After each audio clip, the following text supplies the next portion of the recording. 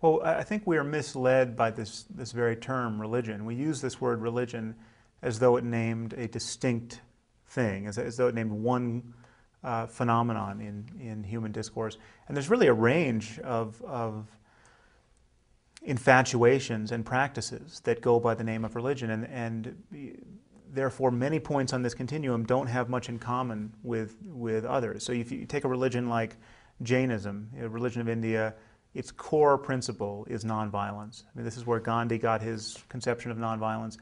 The Jains are vegetarian. They have no doctrine of holy war. In fact, they don't even have a doctrine, a proper doctrine of self-defense. I mean, they're pacifists. They don't want to hurt a fly.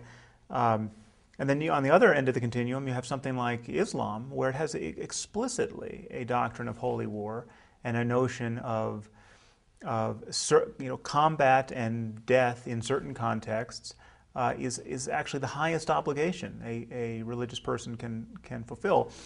So these are both religions.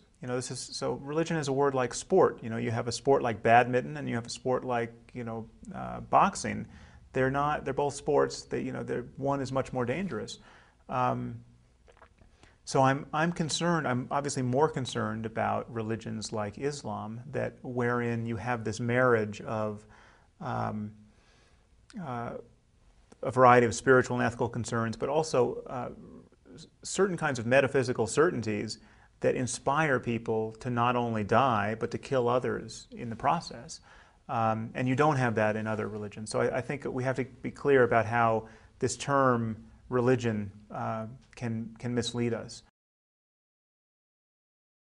I view religions as essentially failed sciences. I mean, religion was the discourse that we had when all causes in the universe were opaque. We didn't know the basis of anything. We didn't know why we were here. We didn't know how diseases spread or what disease was. We didn't know why people died early and why others flourished.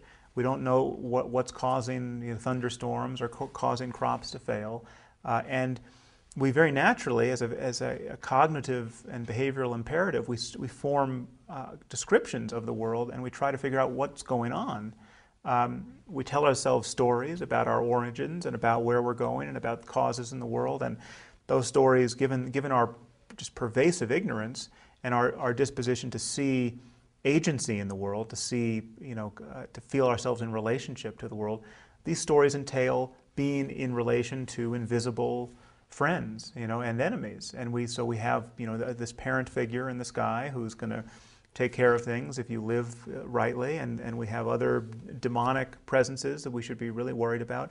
And gradually, what you see happening is that religion, as rationality and dozens of specific sciences were birthed in the human conversation, you see religion on 100 fronts losing the argument with science. I mean, we see that, on the front of human health and disease, religion, it used to be that you could get a diagnosis of demonic possession. I mean, that was a reasonable thing to believe you had if you were having seizures, say. But now we have a science of neurology and we know about epilepsy. And so when your kid has seizures, you don't go to the church to get him diagnosed and treated by exorcism.